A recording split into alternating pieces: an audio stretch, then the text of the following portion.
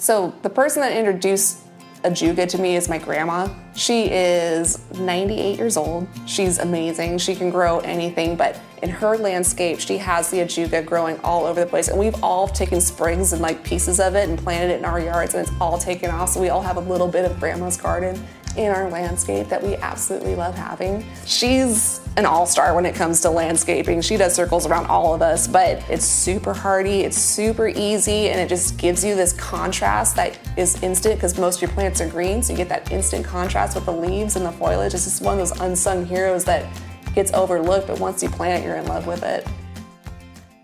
The views and opinions expressed on this podcast are those of Green Acres and our guests. These general gardening tips and suggestions may work for you, as well as those from alternative sources. When using any garden products or tools, read and follow all label directions.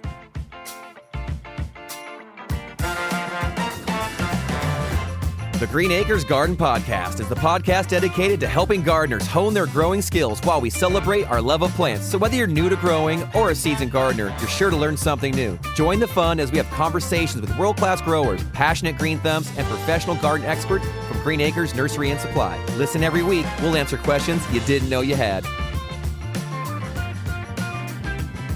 And away we grow. Hello there, garden friends, and welcome all to the show. This is the Green Acres Garden Podcast. I'm so happy for this week's episode. It's been a blast out in the garden these past few weeks, and I cannot wait to touch base with you all. Let's get after it. We have an amazing topic, but also a few things fun to share. So let's get into it. But before we start, I got to say hello to one of my favorite gardeners in Green Thumbs, and actually a guy who's pretty good on the garden, but also really good on a computer, Austin Blank. What's up, Austin? Hey there, Kevin, and welcome back to all of our listeners. This is the best time of the week. It's Garden Podcast time. Thank you for that very nice and kind introduction, Kevin. But I'm curious, what's going on with you in your school garden? It looks like you've brought some veggie. What do you have here? Yes, so it has been a whirlwind these past few weeks out in the garden with the early warmth of the season, then some rain and some cool temperatures, but I think the heat is upon us now. So I'm going to start off with the best, the pièce. How do they say that? Pièce de la résistance. So here we go. First tomato of the season, tomato? Austin. So we've got our first tomato that came out. How'd you do this? It's just the beginning of May. Yes. And you've got a nice big ripe tomato here. It's beautiful. So that's an early girl. I've named her Tammy. Tammy the tomato. She's a beauty. And I'm going to give her, that's for you, Austin. Oh, wow. Thank you. You get the honors of that. But nice. The tomatoes are starting. The peppers even are going. I brought in some bell peppers that are so snappy and crunchy. Producer Greg gave me some seeds back in the winter. The Pueblo chili. Yes. Shout out to Pueblo, Colorado. Good gardeners out there and friends. Beautiful chilies. I mean, it's long like the horn of an animal and has has really sweet with a little touch of heat. Is that this one right here? Yeah, okay, man. Give that thing a bite. Sound like an apple, man. Wow. And delicious. Nice little thick walls. I think they're going to get even bigger and spicier as the season goes on, if I let them mature a little bit more. But they're pretty delicious. The bell peppers, I mean, I've never had bell peppers this early in the season. Honestly, if you're out there too, listening, those can take a little while. Don't worry if you don't have tomatoes right now or you're not pulling out pepper. I planted so early this year. You did it in like January, right? This is usually when I start planting. It's like early May. But we got things out a little earlier, so the peppers are looking good. Tomatoes are. I have just walls of green tomatoes, and I'm hoping I come back to school on Monday and that they're looking red or orange or purple. So we're stoked. This is so cool. This is inspiring that you already have all this great harvest. Thank you for bringing this. My pleasure. No, shout out to the students for sure. They've been putting in so much hard work out in that garden, and we've got beans popping up. We've got our basil is actually growing a little too well, but in a good way. It's just, I'm really excited. Fruit tree. I almost brought you in a peach. We literally have peaches about ready to eat, some early season peaches. I was like, just a little too firm. Maybe next week. Okay. But so it's a really exciting time out in the garden. Oh, raspberries, Austin. We have these raspberries. It'll blow your mind on how delicious they are. It'll just so good. But I could go on and on about the food in the garden. We have another topic this week and a plant I really want to share for our plant of the week. Oh, yes, a plant of the week. Oh, that's always so fun. Okay, Kevin, what is the plant of the week? So this is a plant that's really hardy, durable, it's drought tolerant or water wise, as we like to say. Mm-hmm. So once it's established, it's not a prima donna. It doesn't need a ton of care. It's low maintenance. Really good plant for spreading out. This is a ground cover. It spreads out kind of low. It's evergreen and it's native. Ooh. So check.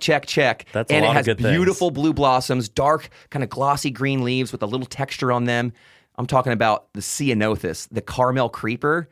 This is a variety of ceanothus that, like I said, it just kind of climbs along the ground a little bit. It's not as low as some ground covers we're going to cover today, but it is a beautiful plant. It loves the sun. It can tolerate our heat, and it just rewards you with tons of these brilliant kind of bright blue clusters of these blue blossoms. So beautiful, durable plant. If you have an area of your yard, a slope, or just an open area where just other things tend to be a little bit more finicky or it's difficult to get things to live there, try this plant, the Ceanothus Carmel creeper. I'm telling you, it is a hit. It's a beautiful plant, and it really holds up well to our climate. Oh, that's cool. And I'm curious about the name. You said Carmel creeper. Is it from that Carmel area by the coast? Someone had to, name it for that. Yeah, we see them along our coast. They're up in our foothills and mountains. And if you go out for a good hike, hopefully you'll see some for sure. Oh, interesting. At least Ceanothus. Okay, well, that's great to know. And then, so that's a ground cover. That's so exciting because that's our topic this week. I'm wondering if before we get into our main topic and our interview this week, Kevin, you can set the stage for why we're talking about ground covers. So for me, ground covers are really awesome plants. And I feel like they go overlooked a little bit. They're a bit of the unsung all-stars of the garden. They are beautiful, they're functional, they have a purpose, and they're really rewarding to grow. And they often tend to be low maintenance, really easy to grow plants, I feel like. Ground covers are low growing, they're spreading plants. I like them because they can act as a living mulch. We always talk about mulch, and how it's beneficial to, build your soil, slow down erosion, slow down the weeds, that kind of stuff. Ground covers do a lot of that as well, but they're alive and they're beautiful. Like I said, they prevent erosion on hillsides. They can also shade the roots of some of your larger, more established plants. So just like mulch does that, these can do that as well. They help retain moisture in the soil. Some of them are shallow rooted, and some of them have deeper roots that can help kind of penetrate and loosen up some of that soil in your garden that just helps water infiltrate. And so they can be very beneficial to your garden. Some of them help. They're part of ecological gardening. Some of them are really good at providing food and habitat and shelter for all types of organisms. So if you're into ecological gardening, some of them are native plants, which are part of that process. Nice. They'll bring in and support the native plants like I talked about. And I think our guest will actually have a lot of suggestions of different varieties at the nursery that are really utilized in different ways and can give you a ton of options to kind of choose through. Ones that can tolerate really sunny, hot conditions, dry conditions, and other ones that do well in shadier areas or areas that tend to be a little bit more, hold moisture a bit longer. They are problem solvers, and that's what I love about them. And like I said, they go overlooked. We always talking about the trees, the shrubs, our veggies, and all that. No, ground covers are where it's at because I think they support all those other things that we love and really make everything pop. Nice. From creating a nice border and edge to all those things we talked about. I love them. Cool. Oh, wow. Now I'm pumped up to get into our interview. We sat down with Julie at the Green Acres Nursery and Supply in Roseville, California to learn all about ground covers. Let's jump into it. Right? I'm spoiled. I'm super lucky. I got an awesome job. So I'm in charge of shopping for trees and finding the best ones and bringing them in, and same with the shrubs. Some of the ground covers as well I'm in charge of bringing in and just making sure they're good quality and try to find cool varieties and introduce new varieties to the store. Hi, I'm Julie Coughlin, and I'm from Green Acres in Roseville. I'm the buyer here, and I can't wait to dive in about ground covers with you today.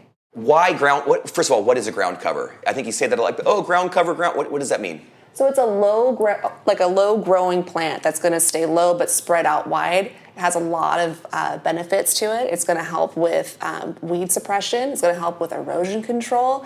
There's different kinds, some that can handle higher water areas. If you have a waterlogged area, there's stuff that's more drought tolerant and low maintenance. And there's fancy things that are allelopathic, which means they secrete oils, don't let grasses or weeds grow underneath it. But that's awesome. They have a whole wide repertoire of things that help you out. You mentioned erosion. Mm-hmm. Is there a good variety that you'd say is full sun on a slope, really an area where nothing else is growing? What ground covers are you recommending for that person? I mean, if you want the most tried and true and hardiest, my very first go-tos would be no-brainers would be all your juniper ground covers and your grevillea ground covers. Those things are super hardy, and what I like are the all gold or the Pacific blue junipers that kind of have a softer leaf to them, but they come in a real bright gold or an icy blue color. But if you pair that with the grevillea also has that kind of almost conifer look to it, But it starts blooming in fall, winter, and spring. So in the wintertime, when everything's boring and sad, you'll have these real cool red curly flowers full of nectar that attracts the hummingbirds. Exactly. And it'll be super thick and beautiful, but yeah. It's funny because when you think of those plants, you always think of the shrub versions of Grevillea, and they're beautiful. They bring in the hummingbirds, but I've never, you don't really see them utilized as much in that ground cover form. We've seen a few landscapes, but man, once they're rooted in, they're kind of bulletproof. Oh yeah, no, absolutely. I have one that's super old, and I don't have to touch it. I don't have to do anything. So the best Grevillea ground covers, it's called Coastal Gem.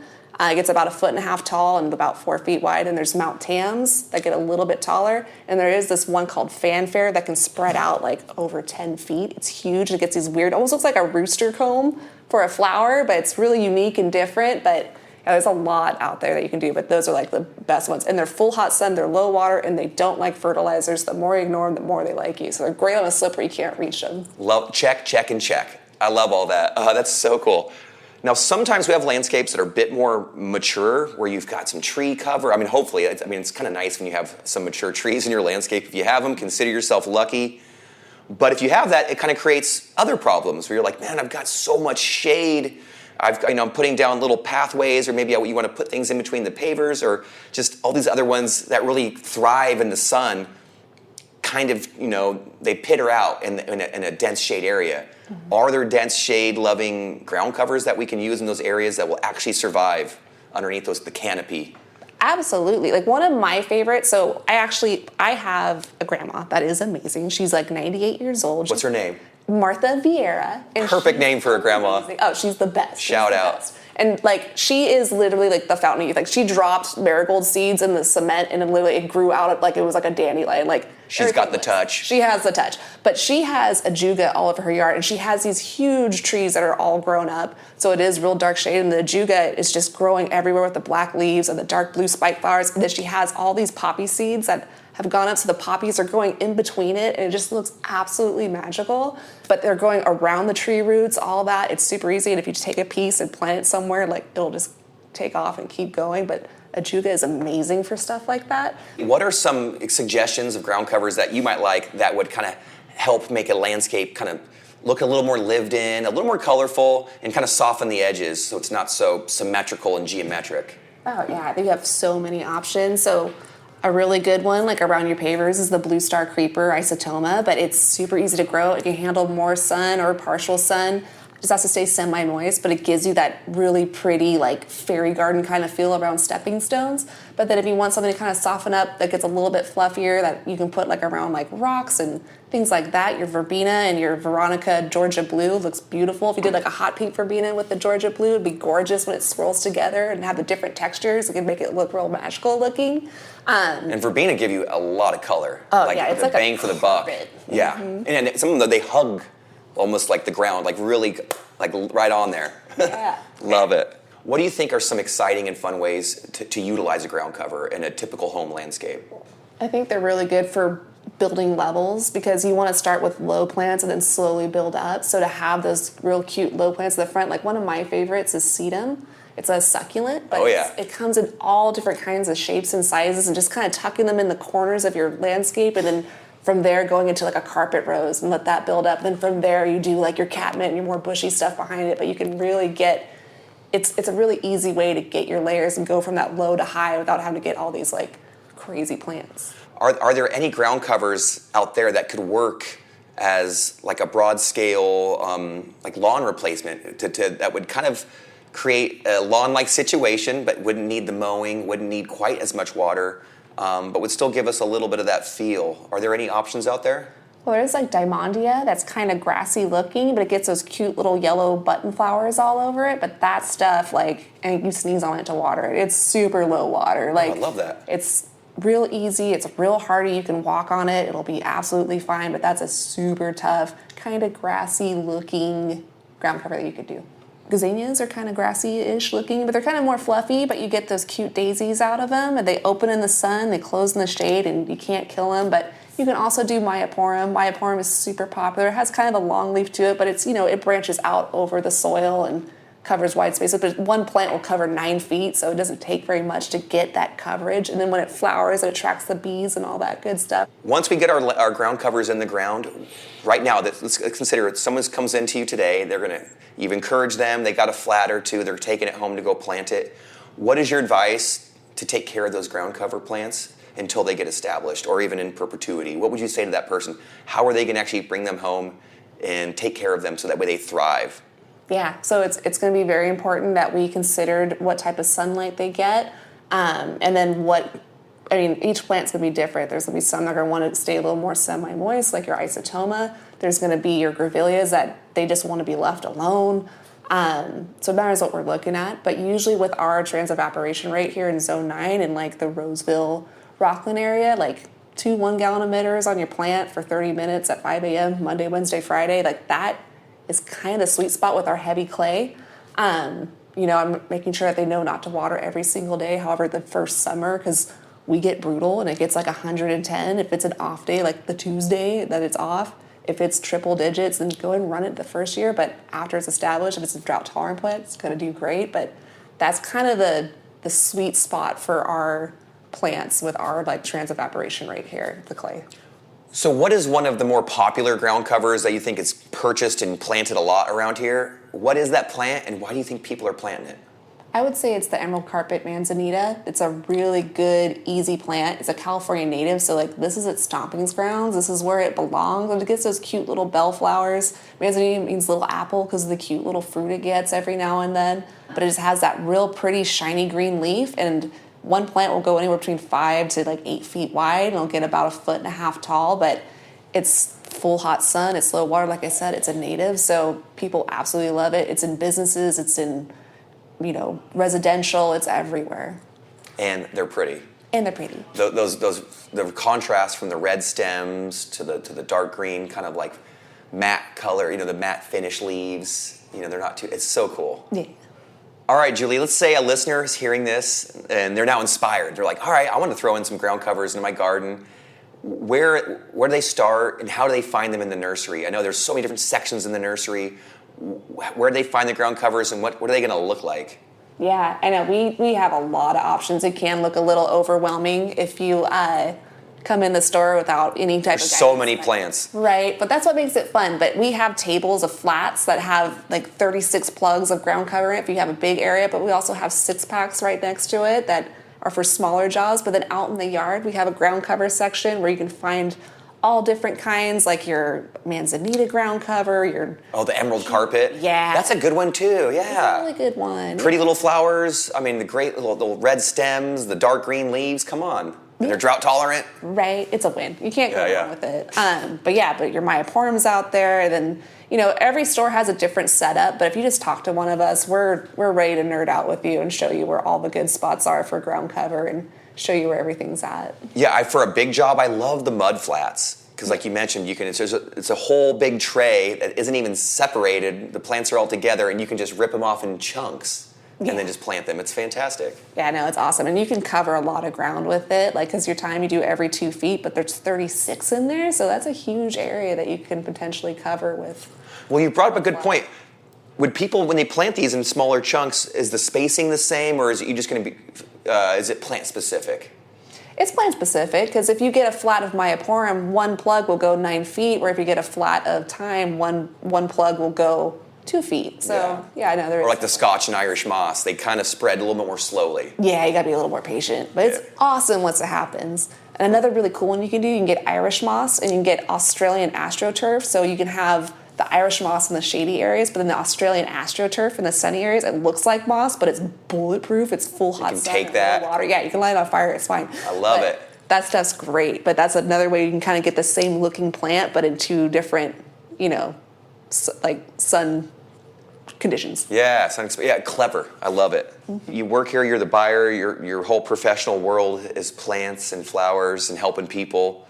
What brings you back? What inspires you to come back and do more and to learn more about plants and to get out in that garden yourself? What do you love most about this? I think I was originally going to school for interior and architectural design, so I was all about color and texture. And then when I started learning more about plants And it wasn't like I'm trying to find a specific couch and find a specific, like, I know what this plant does. I know exactly how it grows. I know where it'll look good.